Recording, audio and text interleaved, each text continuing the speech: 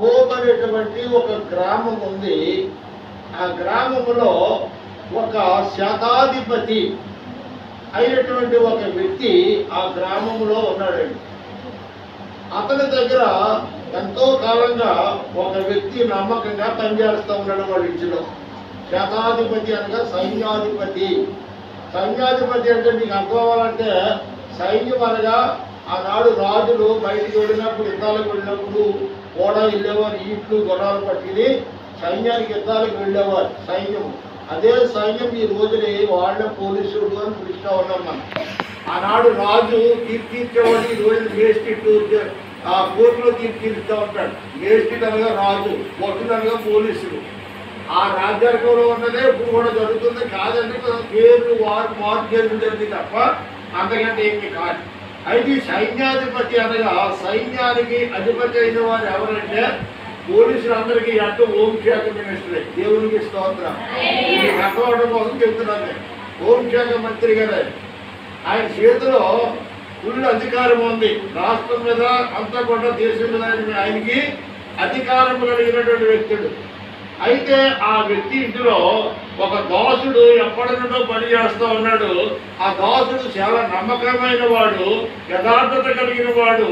తన ఇల్లంతటిలో కూడా ఎల్లప్పుడు కూడా మనుషులు యజమానులు ఉన్నా లేకపోయినా చక్కగా తన పని తాను పూర్తి చేసుకుని మరి యజమానుల పట్ల మంచి నమ్మకంగా ఉన్నటువంటి దాసుడు. దేవునికి స్తోత్రం. హల్లెలూయా.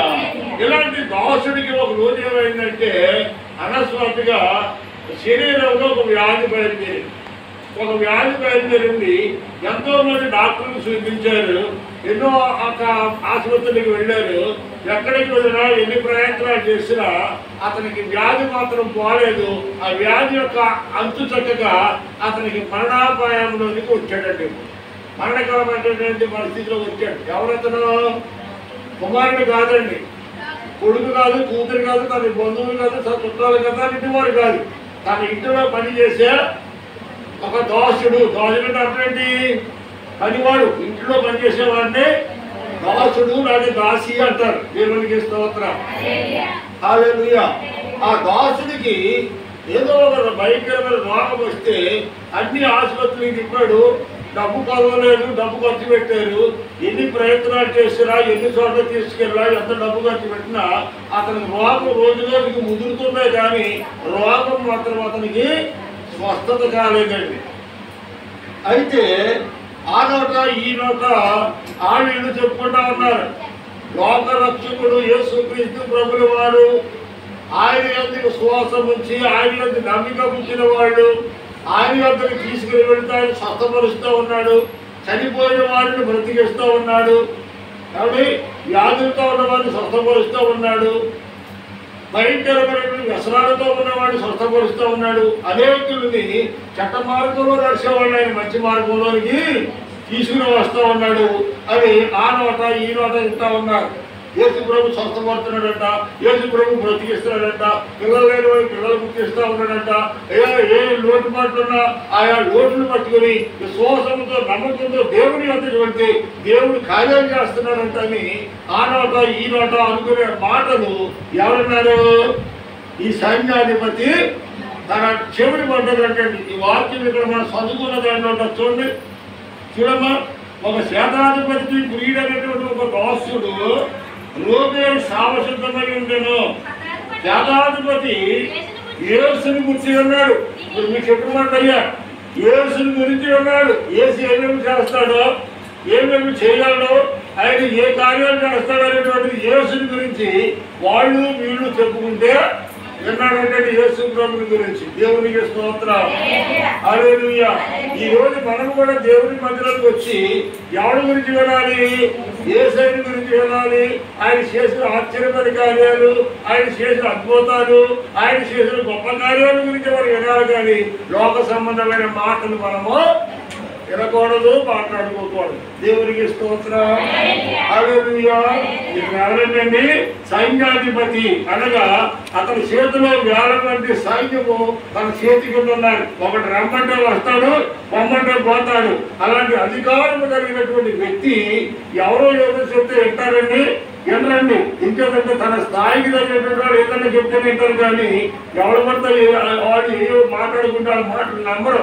అటువంటిది ఈయన ఏం చేశాడంటే యేసుని గురించి ఆడవాళ్ళు చెప్పుకుంటా ఉంటే ఆ మాటలు జాగ్రత్తగా విన్నాడని చెవుని పెట్టి. ఎందుకంటే తన దాసుని పట్ల అంత ప్రేమ కలిగిన వాడు యజమానుడు. దాసుడు ఆరోగ్యం ఉన్నంత సేపు నమ్మకంగా ఇంట్లో పనిచేశాడు కాబట్టి తన దాసుడు సావడానికి సిద్ధంగా ఉన్నాడు. అతను సావడానికి వీళ్ళది ఎంత డబ్బైనా ఖర్చు పెడతాను, ఎన్ని సోదరులు తీసుకెళ్తాను, నా దాసుడు మాత్రం బతకాలని చెప్పి తన దాసుడి పట్ల శ్రద్ధ కలిగినటువంటి వ్యక్తి కనుక దేవుని మాటలు శ్రద్ధగా విన్నాడు. దేవునికి స్తోత్రం. దేవుడు సొంతపరుస్తాడు, దేవుడు ఆశ్చర్యకార్యాలు చేస్తాడు, అద్భుతాలు చేస్తాడు అనుకున్నప్పుడు అది ఎంత దూరమైనా భారం అనుకోకుండా దేవుని సన్నిధికి మనము రావాలి. ఆ రోజుల్లో 3 దినాల ముందే చక్కగా మూట కట్టుకుని ఆ కొండలంటే ప్రయాణం చేసి ఉన్న 3 రాత్రులు 3 పగలు వెళ్తారే కానీ జెరూసలేము కొండకి, జెరూసలేము యొక్క దేవాలయానికి చేరుకున్నట్టు 3 రోజులు అయిపోతుంది. అంత దూరం ప్రయాణం చేసి దేవుని మాట మీద వచ్చేవారండి. ఈ రోజుని మన ఇళ్ళకనే దేవుని మందిరం ఉంది, మన ఇంటిగా దేవుని సేవకుడు వస్తూ ఉంటాడు. చక్కగా మోసం ఇచ్చినట్లు వివరించడానికి చక్కగా దాసులు వస్తూ ఉన్నాం, ప్రార్థన చేస్తూ ఉన్నాం, వాక్యం బోధిస్తూ ఉన్నాం. చాలా మందికి యొక్క చక్కటి మాటలు, పవిత్రమైన మాటలు, పరిశుద్ధమైన మాటలు, మన జీవితాలను బాగు చేసే మాటలు, మన స్వస్థపరిచే మాటలు వినడానికి చాలా మందికి లోపల ఏమి లేదంటే తీరిక లేదంట. దేవునికి స్తోత్రం. హల్లెలూయా. మరి సైన్యాధిపతికి అక్కడ తీరిక ఉంది, సైన్యాధిపతికి తీరిక ఉంటుందా? హోమ్ మినిస్టర్ గారు ఉన్నారని మన రాష్ట్రాన్ని పరిపాలన చేస్తున్నటువంటి అనిత గారు ఉన్నారు. ఆవిడకి ఏమైనా తీరిక ఉంటుందా? ఆవిడకి ఎన్నో పనులు ఉంటాయి. ఆవిడకి ఒకసారి ఇక్కడికి రావాలంటే ఎన్నో పనులు ఆఫీస్కి రావాలి. అలాంటి ఒక వ్యక్తి ఈ రోజు యేసు ప్రభువుని గురించి విని ఎన్నటువంటి వ్యక్తి నాకెందుకు వచ్చిందో, ఎవరో ఏదో చేసుకుంటే నాకెందుకు వచ్చు, నాకు రాష్ట్రంలో నాకు ఒక పక్షానికి మంత్రి పదం ఉంది, బంగారం ఉంది, వెండి ఉంది, భోగవాక్యానికి ఏమి కొత్తలేము, ఆ యేసు ప్రభు దగ్గర మీరు వెళ్ళకపోతే నాకు నష్టం ఏంటి, ఈ దోషుడి చెప్తే ఇంకో దోషుడిని పెట్టుకుంటాను, ఇడిపోతే నాకు నష్టం ఏంటని అనుకోలేదండి. అతను నమ్మకంగా పనిచేశాడు కాబట్టి నమ్మకంగా పనిచేసిన వాడి పట్ల ఏం కలిగి ఉన్నాడు? కృతజ్ఞత కలిగి ఉన్నాడు. దేవునికి స్తోత్రం. హల్లెలూయా. అలాంటి కృతజ్ఞత కలిగినటువంటి వ్యక్తి ఈ రోజుని యేసు ప్రభు దగ్గరికి ఇద్దరు వ్యక్తులను పిలిచి, మీరు యేసు ప్రభు దగ్గరికి వెళ్ళండి, ఆయన ఫలానా చోట ఫలానా ఇంటి కూడా వాక్యాన్ని బోధిస్తున్నాడంట అని చెప్పి మీరు ఆయన దగ్గరికి వెళ్ళి ఆ దాసుడు ఇలాగా ఫలానా ఆయన నమ్మంటే 10 మంది వస్తారు, పొమ్మంటే 10 మంది పోతారు, ఆయన చేతిలో సర్వాధికారం ఉంది. అయితే నా దాసుడు సావడానికి సిద్ధంగా ఉన్నాడు. దేవుడు నీ దగ్గరికి రావడానికి పాత్రుడని కాదు, దేవుడు నీ దగ్గరికి రావడానికి పాత్రుడు కాదు, నిన్ను నా ఇంటికి రప్పించుకునే యోగ్యుడి కూడా నేను కాదు అన్నాడు. నిన్ను నా ఇంటికి రప్పించుకునే యోగ్యత నాలో లేదు అన్నాడు. ఒప్పుకుంటున్నాడు. అక్కడ ధనం ఉండి, ఐశ్వర్యం ఉండి, అన్ని అధికారాలుండి, ఒక మంత్రి పదవి చేస్తూ ఒక రాష్ట్రానికి సైన్యాధిపతిగా ఉంటున్నటువంటి వ్యక్తి నేను నీ యొక్కకు రావడానికి యోగ్యుడని కాదు తండ్రి. అలాగని చెప్పి నిన్ను నా ఇంటికి పిలుచుకునే యోగ్యత అర్హత కూడా నాకు లేదు. ఆయన ఏం కలిగి ఉన్నాడు? పోలీసు అంతా, రాష్ట్ర పోలీసులన్నీ కూడా ఆయన చేతిలో ఉన్న బలగం ఉన్నాయా? ఉన్నాయి. అలాంటి వ్యక్తి అంటున్నాడు నేను నీ యొక్కకు రావచ్చేటువంటి యోగ్యత నాకు లేదు, అలాగని నిన్ను నా ఇంటికి రప్పించుకునేటువంటి ఇది కూడా నాకు లేదు బ్రహ్మ అని చెప్పి నేను చెప్పినట్టు ఆయన చెప్పండి, నేను చెప్పినట్టు ఆయన చెప్పని చెప్పి మనందరూ ఇజ్రాయేల్ యొక్క పెద్దల్లో ఇద్దరిని తీసుకురొచ్చి యూదులు కదా, యూదుల ఇద్దరు తీసుకొచ్చిన పెద్దలకు యేసు ప్రభు ఫలానా చోట ఫలానా ఇంటి దగ్గర వాక్యాన్ని బోధిస్తున్నారంట, మీరు వెళ్ళి ఈ విషయాలను చెప్పండి. ఆయన చాలు, మీరు వెళ్ళి ఆయనగా మాట చెప్పండి. ఆయన ద్వారా నా ఇంటికి వస్తాడేమో, ప్రయాసంతో రావద్దు, ఆయన నా ఇంటికి రప్పించుకునేంత గొప్ప అర్హత నాకు అర్హత కలిగిన వాడు కాదు. నాకున్న అర్హత అధికారము ఈ లోక సంబంధమైనది కానీ పర సంబంధమైనది కాదు. దేవునికి స్తోత్రం. హల్లెలూయా. అప్పుడు ఇద్దరు వ్యక్తులను యేసు ప్రభు దగ్గరికి పంపించారండి. యేసు దగ్గరికి పంపించి యేసు ప్రభు దగ్గరికి వెళ్ళినటువంటి వ్యక్తులు ఈ ఏమైతే చెప్పు పంపించాడో అదే మాటలు ఆ యొక్క యేసు ప్రభు కూడా వాడు తెలియజేస్తాడు. ఏమని చెప్తున్నాడు అక్కడ? యేసు ఈ మాటలు విని ఇంకా బయట వెళ్ళాము ఇంకా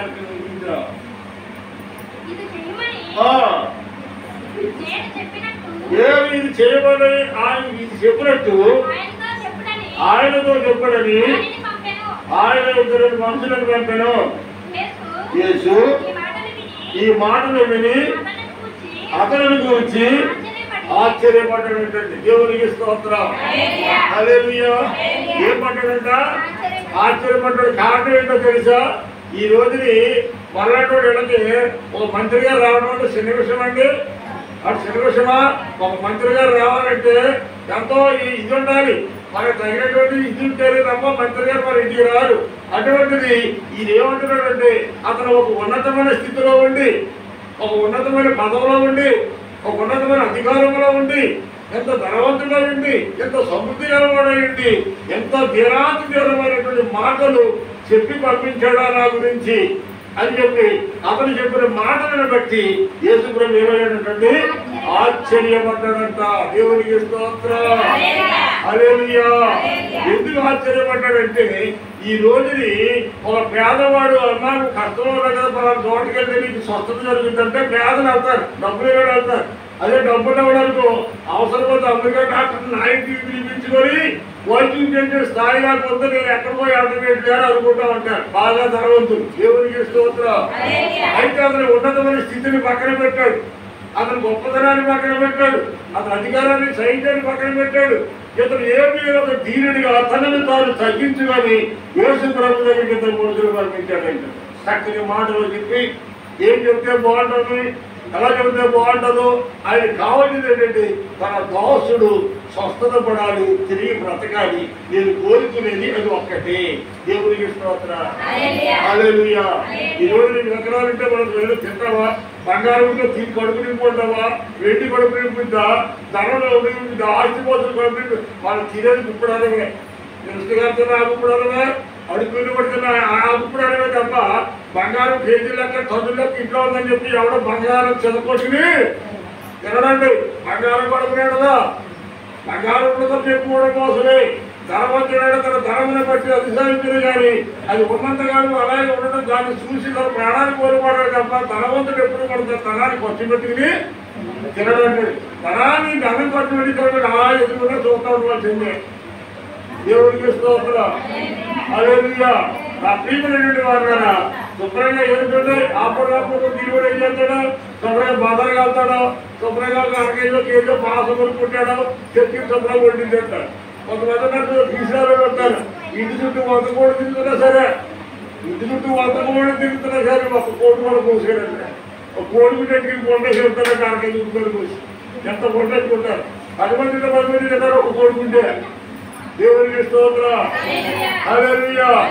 మొత్తం తెచ్చుకునేదో చెత్త పట్టుకెళ్ళేది అది ఎన్ని విషయాలు మనకు తెలుసున్నప్పుడు దేవుడు మనకి ఇచ్చిన దాంతో సమృద్ధిగా ఉన్నందులో సమృద్ధిగా పట్టగడ్డలు పక్కన పెట్టాడు గొడవట్టుకుపోతాడు.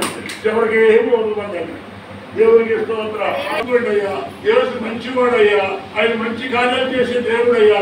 ఎంతకాలం బాధలు అనిపిస్తాం, ఎంతకాలం వ్యాధితో బాధలు సాగుతుల మధ్య కొట్టిపెట్టులాడుతూ యేసు దగ్గరికి ఒక్కసారి రావయ్యా అని చెప్పి నీ ఒక వ్యక్తిని తీసుకురాగలగాలి అంటే నీవు వెళ్ళి చెప్పేది నాకు అవతల వ్యక్తి ఇప్పుడు ఏం చేశారంటే యేసు చెప్పిన మాటలు విని అన్నది ఇక్కడ ఉందా ఉందా 3వ అధ్యాయంలో లేదా చూడమే. శతాధిపతి యేసుని గురించి విని ఉందా లేదా? యేసుని గురించి విని రాదు, యేసుని గురించి విన్నాడు. మనగారికి ఆయన కూడా విన్నాడు. మాటలు విని విన్నటువంటి మాటలు ఏం చేశాడంటే మరో చోట పట్టుకెళ్ళి వారిని పంపించాడు. ఎక్కడ రాయబడిందంటే ఈ యొక్క 3వ అధ్యాయంలోని లాస్ట్ మాటలు రాయబడిన చూడసారి ఆయన వద్దకు ఆయనతో చెప్పుడని వారిని పంపెను.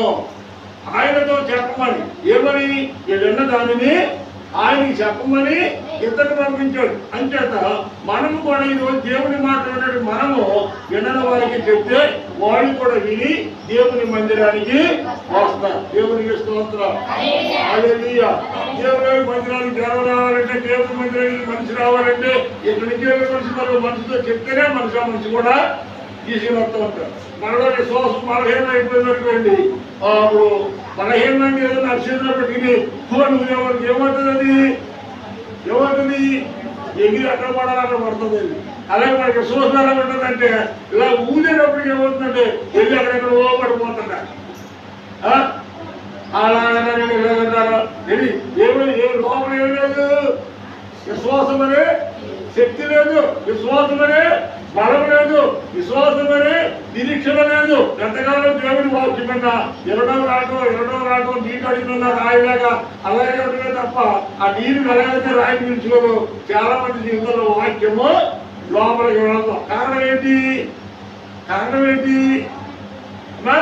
తమ హృదయము కఠినం చేసుకుంటారు. ఇంటున్నారు కానీ ఎవరికి చెప్పడంలా, ఇంటున్నారు కానీ ఎవరింటికి వెళ్ళి వాకింగ్ కాబట్టి కనీసం గారు ఏం చేస్తాం, ఆల్రెడీ పక్కింటి వెళ్తాం. ఎంత కలవండి మనం తీరుకున్నప్పుడు ఎవరో ఇంటికి వెళ్తా ఉంటాం. పాస్టర్ ఉందనుకో అలా అలాగే ఏళ్ళింటికి ఆడినప్పుడు దేవుడు గురించిన మాటలు ఆ సందర్భాన్ని బట్టి చెప్పాలి.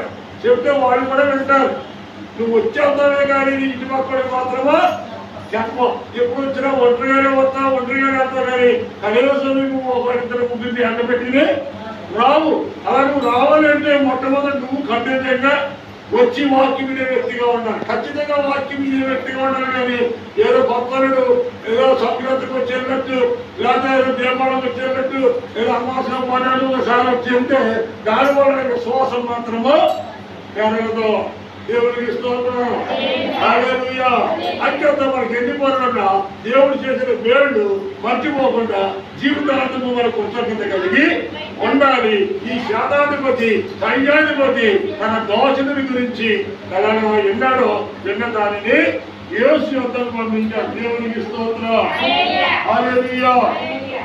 ఒకప్పుడు ఆయన దేవుని మందిరానికి రాకపోయినా దేవునికి ఎదురంటే ఇష్టం, దేవుని మందిరానికి వెళ్ళేవాడు అంటే ఇష్టం. ఆయన వెళ్ళకపోయినా వెళ్ళేవాడిని ప్రోత్సహించేవాడు, మందిరానికి ఏదైనా అవసరాలు ఉంటే తీర్చేవాడు.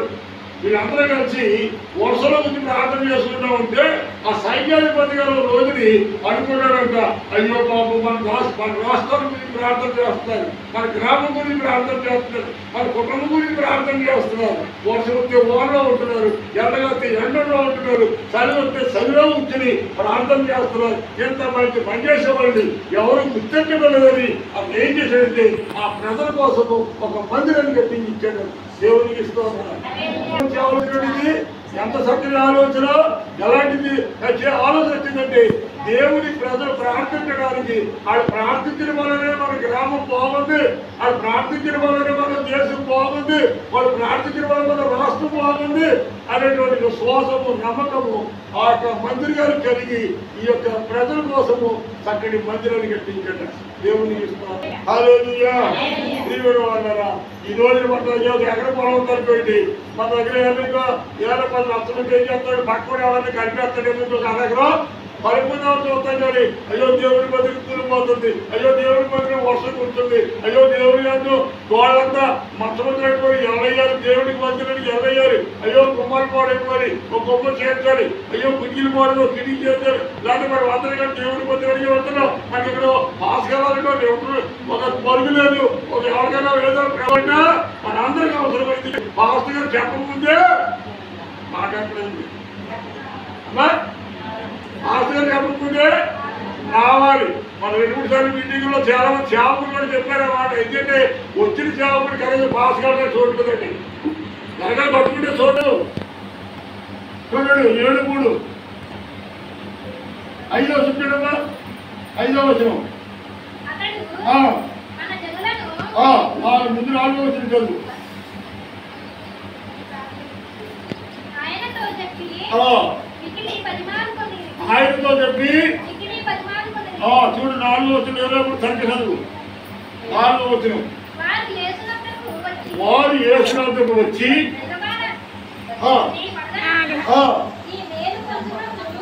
ఎవరు ఎవరు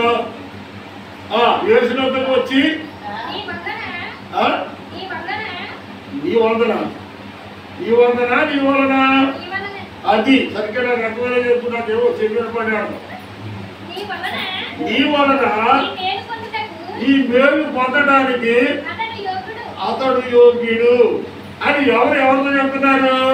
పంపబడిన వ్యక్తులు ఆ యొక్క మినిస్ట్రీ గారు చెప్తా ఉన్నారు, యేసు ప్రభు చెప్తా ఉన్నారు, ప్రభువా ఇతను వచ్చాడు కదా నీ పాదాల దగ్గరికి, ఇతను చాలా మంచివాడయ్యా, ఇక్కడ ఆరాధనకి మందిరం లేనప్పుడు ఈ మందిరం కట్టించింది ఆయనయ్యా, ఎన్నో వేల రూపాయలు ఖర్చు పెట్టి స్థలం ఇచ్చి మందిరం కట్టి అందరూ ఆరాధించడానికి ఆయన ఎంతో ఉపకారం చేస్తాడయ్యా. అందుచేత అలాంటి వ్యక్తి యొక్క ఇంట్లో ఉన్నటువంటి దోషుడికి మరణకరమైన వ్యాధి వచ్చింది తండ్రి. ఈ వ్యాధి స్వస్థత పొందడానికి నీవు స్వస్థత పొందడానికి నీవు ఆ శక్తివంతుల వరకు నమ్మి మీ వద్దకు వచ్చారు. అంచేత నీ నుండి ఇతను స్వస్థతను అందుకోవడానికి ఇతనికి అర్హత కలిగి ఉన్నవాడు. దేవునికి స్తోత్రం. హల్లెలూయా. ఏం కలిగి ఉన్నాడంటే అతను అర్హత కలిగి ఉన్నాడు. ఎందుకో తెలుసా? అతను బాగున్నప్పుడు మీ కొరకు ఒక మందిరాన్ని అన్నమాట. చదువు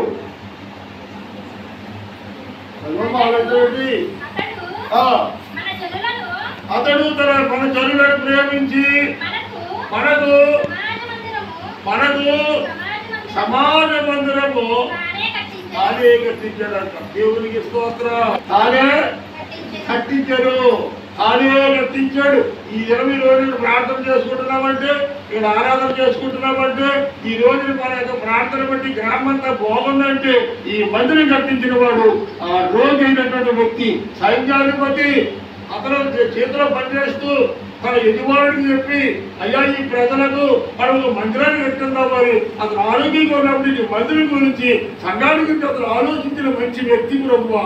అంచేత అతను అలాంటి ఆలోచన కలిగి నీకు మందిరం కట్టి ఇక్కడ పరిహేను ఏర్పాటు చేసినటువంటి అతను నీ రోగంతో ఉన్నాడు, తావడానికి సిద్ధంగా ఉన్నాడు. అతను బతికి ఉండడం మనకు అవశ్యము. అంచేత ఆ నీ నుండి స్వస్థత ఉండడానికి అతను మాత్రమే అర్హుడు, అతనికి మాత్రమే అర్హత కలిగిన వాడు. అతను స్వస్థపరచడం అని చెప్పి వీళ్ళందరూ కూడా మోకరిండి కన్నీరు విడిచి ప్రభువుని ప్రతిమలాడటం మొదలు పెట్టారంటారు నాయకుడు. చూడండి ఎంత మంచోడు వచ్చారండి, ఎంత మంచోడు వచ్చే, ఎంతో మంచోడైతే కానీ అయ్యో చూడు ఏమైనా రావడం రోగం వచ్చాడు. హల్లెలూయా, హల్లెలూయా. చక్కగా స్వచ్ఛత పథకానికి వచ్చాడు. ఆయన చేసిన కార్యం ఇప్పుడు కూడా పోయినని వెంటనే యేసు ప్రభు కనికరం మాట్లాడాడు, వాళ్ళ జాలి పడ్డాడు, కన్నీరు విడిచారు, ప్రార్థన చేస్తున్నారు, మొక్కుతున్నారు. ఏమన్నా చూడు దానికి ముందుది ఆయన బ్రతిమాలుకొని ఉందా, ఆయనతో చెప్పి మిక్కిలిగా బ్రతిమాలుకుంటున్నావా, ఇతను బ్రతికించాలి నాయన, ఎంతో మంచివాడు నాయన, ఎంతో మంచి వ్యక్తి నాయన, ఎన్నో ధర్మకార్యాలు చేసిన వ్యక్తి అయ్యా, ఎన్నో పుణ్యకార్యాలు చేసిన వ్యక్తి అయ్యా, ఇలాంటి వాడు సరిపోవడానికి వీల్లేదు నాయన, నువ్వు బ్రతికించాలి ప్రభు అని చెప్పి వాడు పొట్టెత్తి ముఖ్యంగా కన్నీరు విడిచి పాదాలపై పడి వెలుగెత్తి ఏడుకి ప్రార్థన చేసేందుకు నాయకుడు. అది ఇంకా తెలుసా? తెలియదు. కానీ అయినప్పటికీ ఒక వ్యక్తి బాధ అయిని, ఒక వ్యక్తి సోదరని, ఒక పక్కన వ్యాధులతో బాధపడుతున్న వ్యక్తి అయ్యా మా గురించి ప్రార్థన చేయమన్నప్పుడు మనం ఎలా చేయాలంట? కన్నీరు విడిచి రోదనతో ప్రార్థన చేయాలి. దేవునికి స్తోత్రం.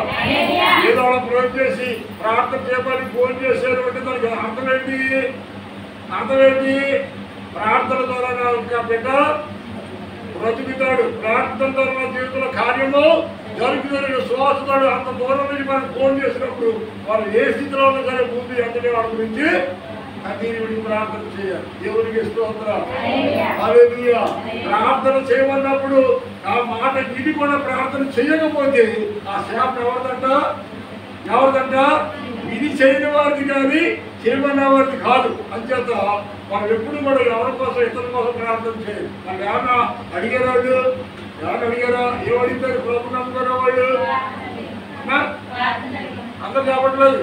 ప్రభు నమ్ముకున్న వారు వాళ్ళకి ఆరోగ్యం బాగలేదు, వాళ్ళు ఏం చెప్తాం? మనం అయ్యా మా గురించి ప్రార్థన చేయగలని అడుగుతాం. తప్పలేదు కదా, ఇష్టం తప్ప ప్రార్థన కూడా అడగడం తప్పలేదు. నువ్వు చుట్టగానే ఉండడానికి ఆడవాళ్ళు కాల్చి ఉండడానికి మగవాళ్ళు కాల్చి ఉండడానికి ఆ దగ్గర అగ్గిపెట్టలో చుట్టూ ఉన్నాయి. ఏం చేస్తారండి, పళ్ళు సరుకులు వచ్చేస్తారు. కాలుతో గమ్ములు అవుతామంటే అగ్గిపెట్టలేదు. ఆడవాళ్ళ దారినే పోతా ఉంటే ఆ ఆఫ్ చేసి అగ్గిపెట్టుందా అడిగితే అడగరా అంటే నేను కూడా అడిగినాడు. అప్పుడు నేను కూడా అప్పుడు అడిగినాడు. ఆడు మనవుడా బతుకుడా, ఆడు ఏ పొలవాడు, ఏ మతస్థుడు, వీళ్ళు అడిగితే ఎవరు అనుకుంటాడా? ఇలాంటి ఎరగముందు ఎవరు ఆలోచిస్తావా? ఈ చుట్టగాలు కూడా చుట్టకుతో వచ్చేసినప్పుడు ఏం చేస్తాడు, ఎవరు కనపడతాడు చుట్టాడు వాడు. ఒక రోజు పొద్దున్నే వేసి ఆ టూకి వెళ్ళినప్పుడు చుట్టగా రోడ్డు బట్టి అందరూ వెళ్ళిపోతుంది. ఎవడు ఎవరు అది పెట్టుందా, అది పెట్టుందా? ఎవరు అది కావాలంటే ఎక్కడ తెస్తాడు ఈ కోసం అంటే ఇద్దరు ముగ్గురు అలా అందుబట్టి ఉన్నవాడు ఎవడో అలా చుట్టుబాటు ఉన్నవాడు ఎవడో ఆడు ఎదురు వచ్చిందా అక్కడే నిల్చుండేవాడు.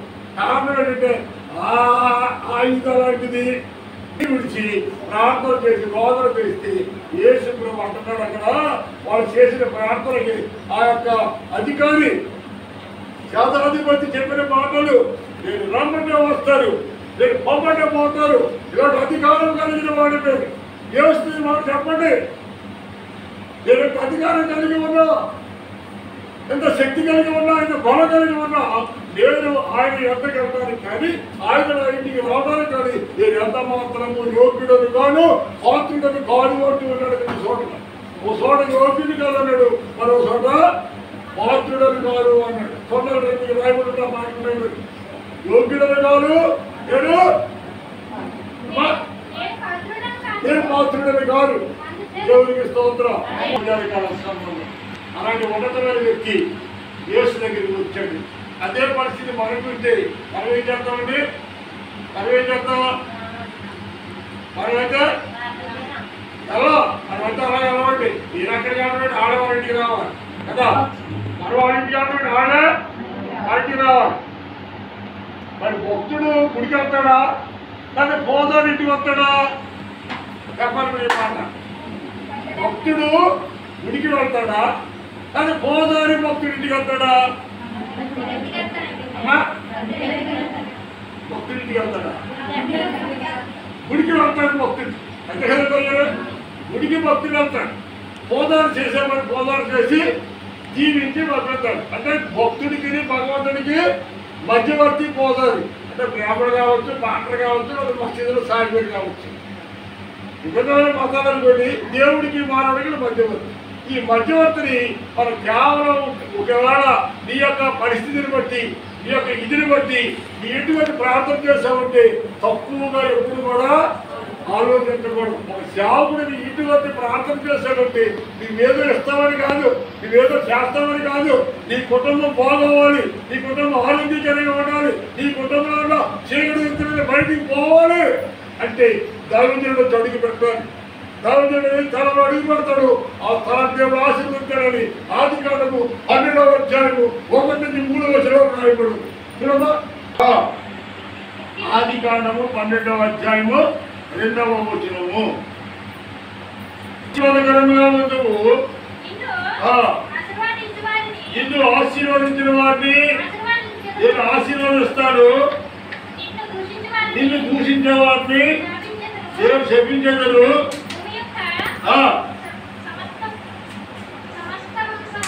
అయ్యో తల్లు, నీవు ఏ స్థలంలో అడిగి పెడతావు అనే మాట ఉంటుంది అక్కడ.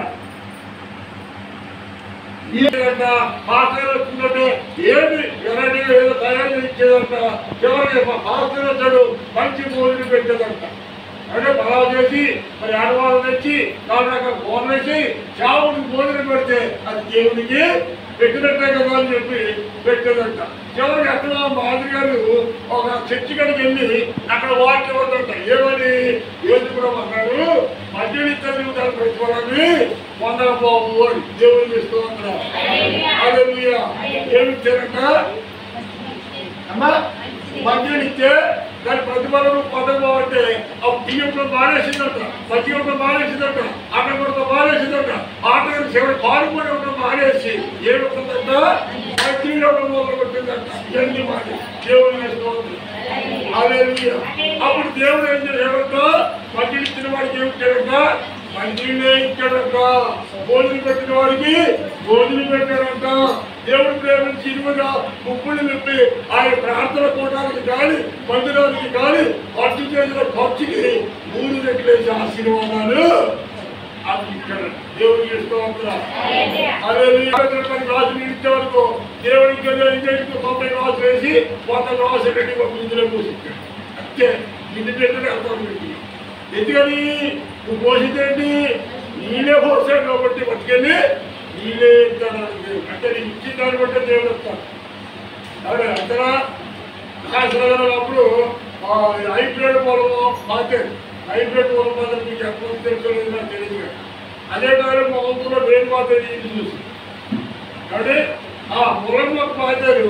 అది పోతామంటే కాస్తామంటే పోతామంటే ఆది పొలం మొక్క నాటి మొక్కలే కాచి కాదు వాడిగా కాస్తాయా? ఏం కాస్తాయమ్మా? మొలకాలు మాత్రం ఏమవుతాయి? అవునా? అలాగే మనం ఏమి ఇస్తున్నాం ఇచ్చితే అదే మొక్క వస్తుంది, అదే కాయ కాస్తుంది. అలాగే నువ్వు మధ్యలో ఇచ్చేవాళ్ళకి దేవుడు ఏమవుతాడంట? మధ్యలో పోతాడండి. దేవుడికి స్తోత్రం. హల్లెలూయా. ఎందుకు విషయాలు చెప్తున్నారంటే దేవుడు ప్రేమించిన వారికి ఏమేమి పొందవలసి ఉంటుందండి.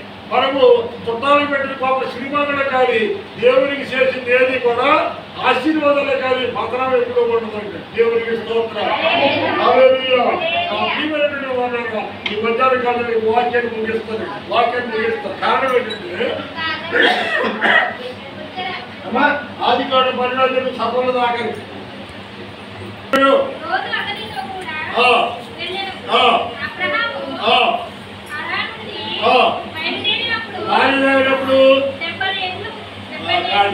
దేవునికి స్తోత్రం. హల్లెలూయా. హల్లెలూయా. వాక్యాన్ని ఎక్కడ చదువుతున్నావు? 12 మొదటి రోజు చదవమన్నాను.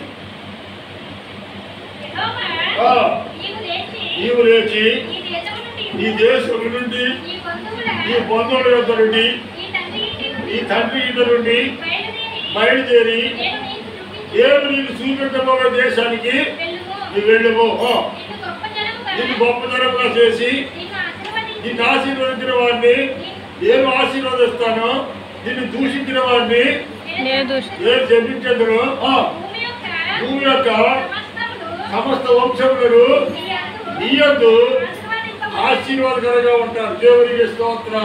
సమస్త ప్రజలు కూడా నీ యందు ఆశీర్వదించబడతారు. అనగా మీ ఇంట్లో ఏమో కార్యక్రమానికి వచ్చి దైవజనుడు ప్రార్థన చేసిన దైవజనుడికి ఇప్పుడు అనంతరం వస్తే మీ కుటుంబానికి ఆశీర్వాదము. దేవునికి స్తోత్రం. హల్లెలూయా. హల్లెలూయా. చాలా మంది ఏం చెప్తారంటే పెళ్లిలో చేరుకుంది చుట్టాలు ఎవరో తెలియవన్నారో చూసుకుంటారు. చుట్టాల గురించి ప్రార్థన చేయాలి, పెళ్లి గురించి ప్రార్థన చేయాలి. కాబట్టి పెళ్లి కుదరకూడనిచ్చి పెళ్లి దాకా ప్రార్థన చేయాలి. సగం ప్రార్థన చేయాలి, ప్రార్థన చేయాలి. చాలా పెళ్లి వచ్చినప్పటికి సగం గుర్తుండదా? పాస్టర్ గారు మాట్లాడతారు అందరూ ఉండరా? చూడండి, పెళ్లికి పెళ్లి కూతురు ఏం చేస్తారంటే బట్టలు తీసుకుంటాకి వెళ్తారు. అక్కడ వెళ్తారా అందరా? అమ్మా వెళ్తారా? నడాలు మీకు అందరికీ ఉన్నాయి. పెళ్లి కొడుకు పెళ్లి కూతురు ఎక్కడ వెళ్తారు? బట్టలు కొడుకు వెళ్తారు. పెళ్లి కొడుకు కావాలి ఏడు చేస్తారు, పెళ్లి కూతురికి కావాలి ఆడ చేస్తారు.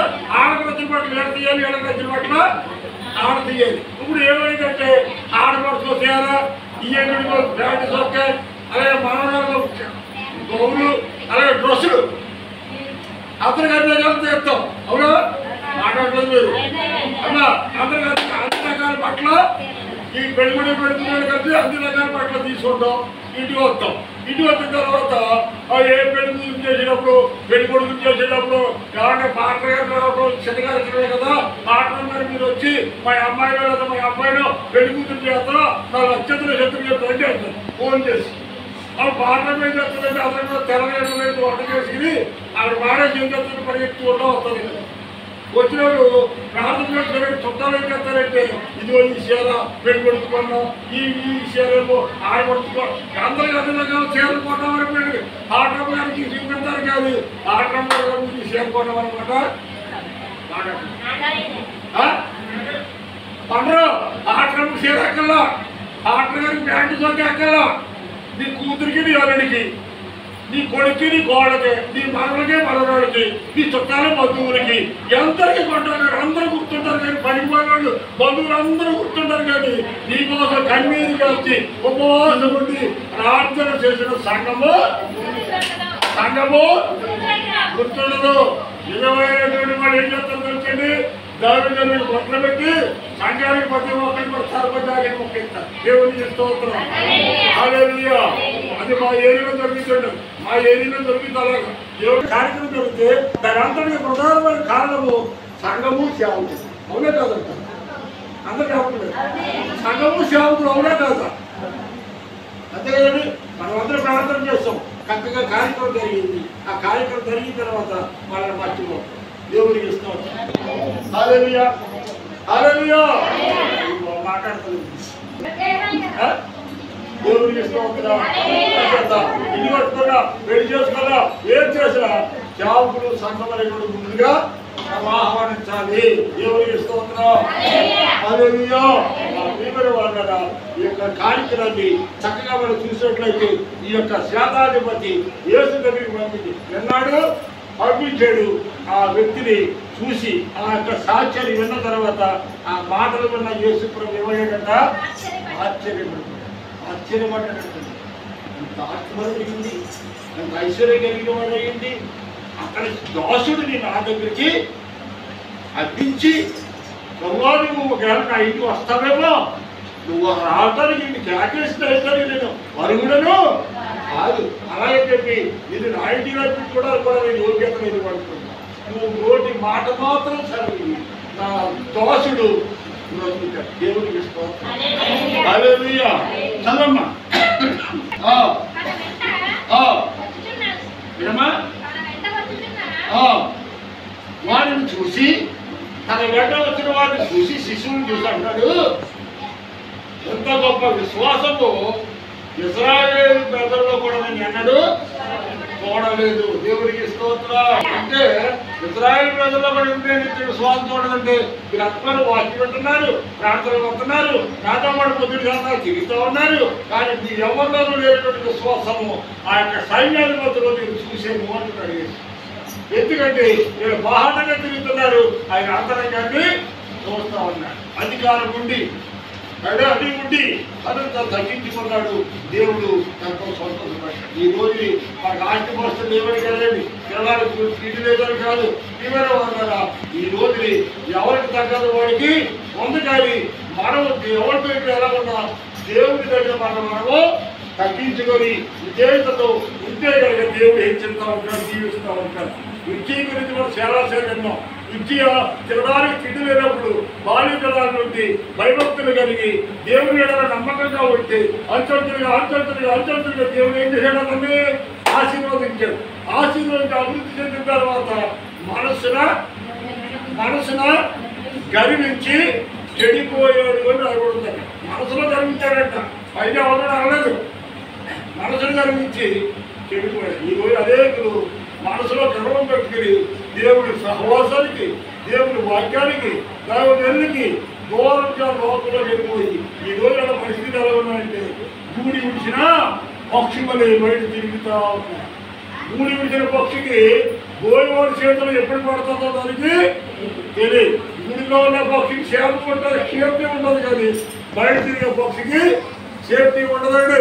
అంచేత గూడలుగా దేవుని మందిరమైన గూడులో ఉన్నవాడికి సురక్షితంగా సేఫ్టీ ఉంటుంది. కానీ లోకంలో బయట తిరిగేవాడికి ఎప్పుడు సాధారణ చేతిలో పడతారో ఎవరికి తెలియదు. కారణం ఏంటంటే మీ గురించి నేను ప్రార్థన చేస్తాను, నా గురించి నేను అందరూ ప్రార్థన చేస్తాను. నాకు దేవుడికి ఇష్టం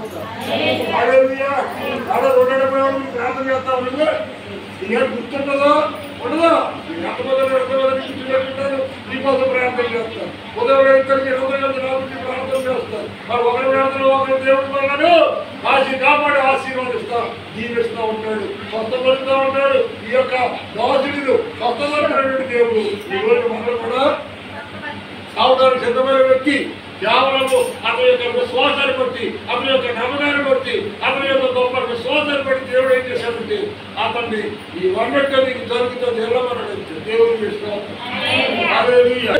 ఈ విశ్వాసం గొప్పది కనుక నీవు ఏవైతే తలంచుకుంటే వచ్చావో యేసు ప్రభు తన ఇంటికి వచ్చాడా? తన ఇంటికి వచ్చా రోగంతో ఉన్నాడు చేసి ముట్టుకున్నాడా? లేదు. పోనీ యేసు ప్రభు దగ్గర తీసుకొచ్చే ముట్టుకున్నాడా?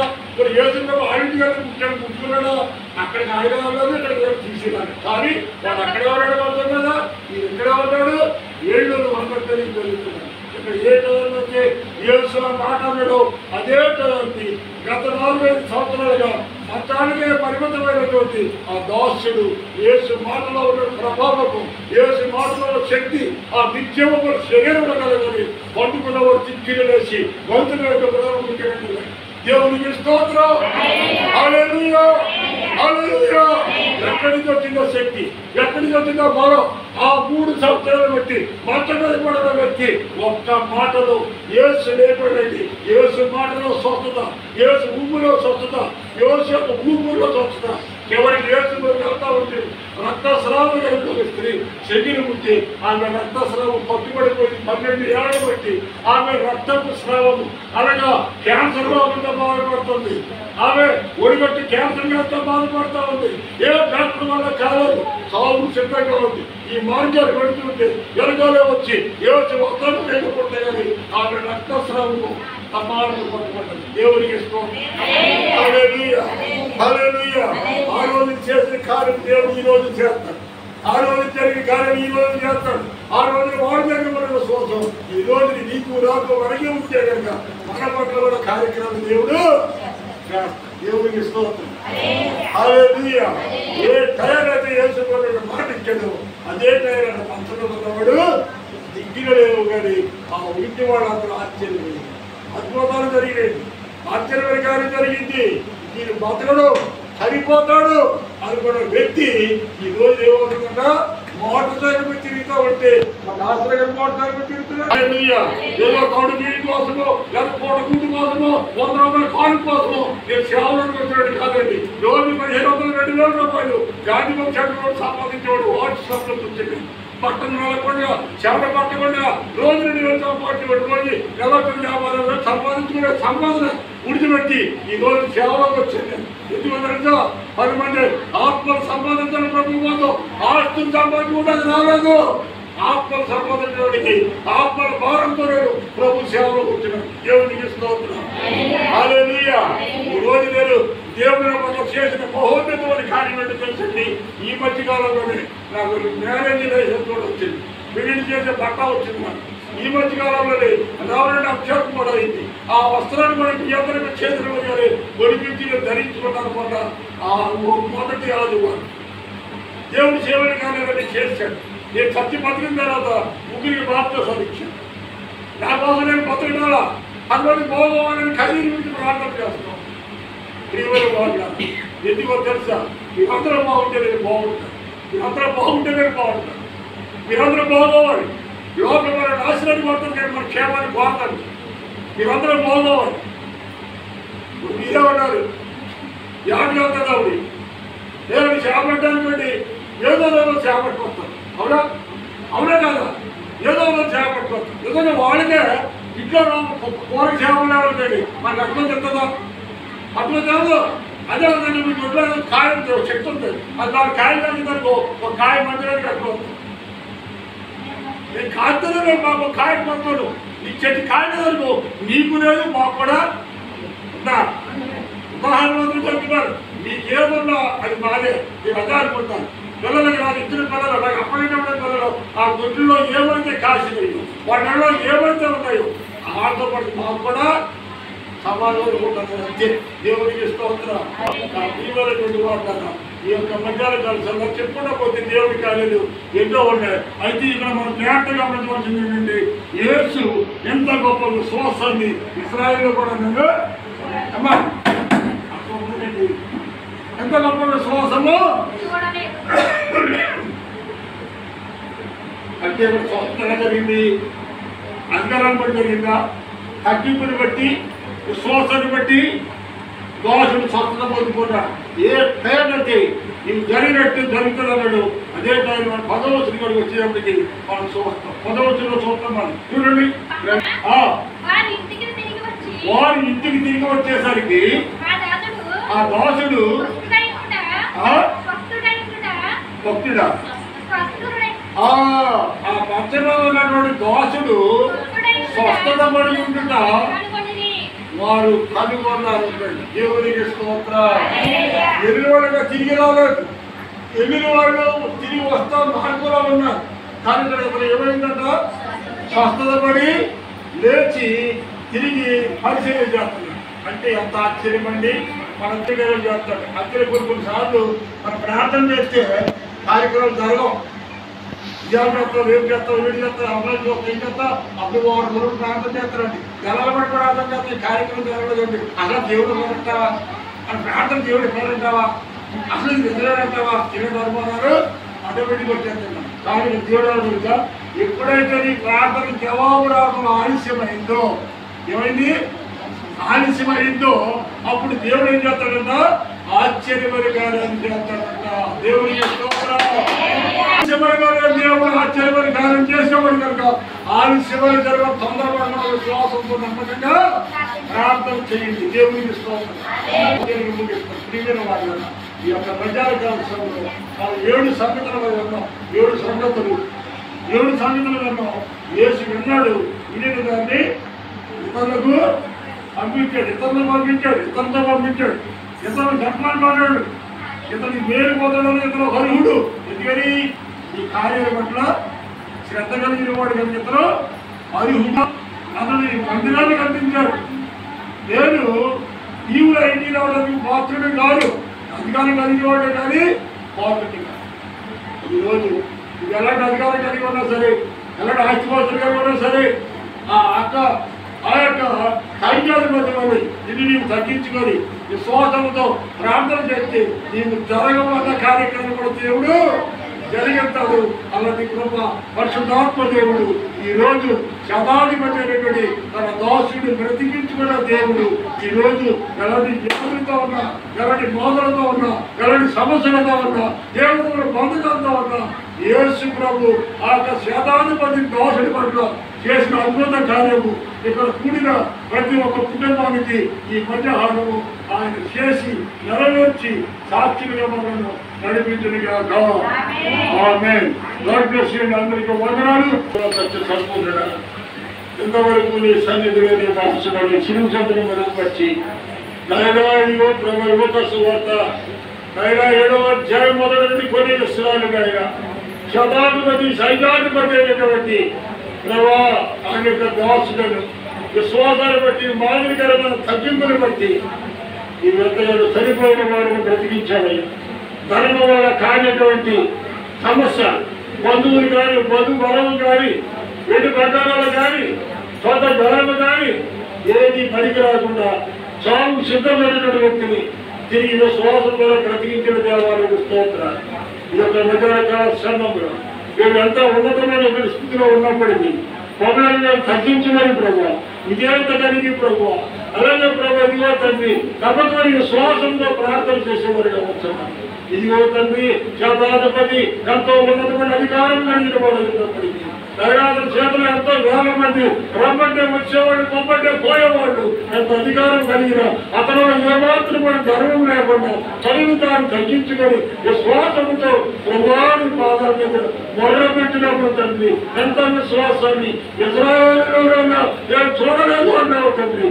ఆయన అతను విశ్వాసాన్ని బట్టి ఎంతో ఆశ్చర్యపోయావు తండ్రి. ఆయన ఈ ఆశ్చర్యకారం చేసేవాడు, ఆలస్యమైన అద్భుతాలు చేసేవాడు.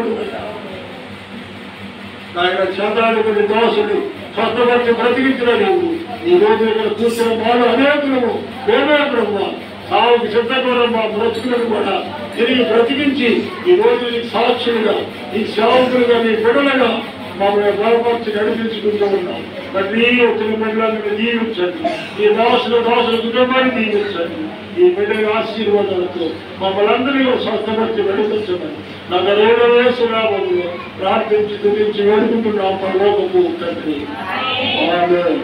ఆమేన్. God bless you. వందనాలు.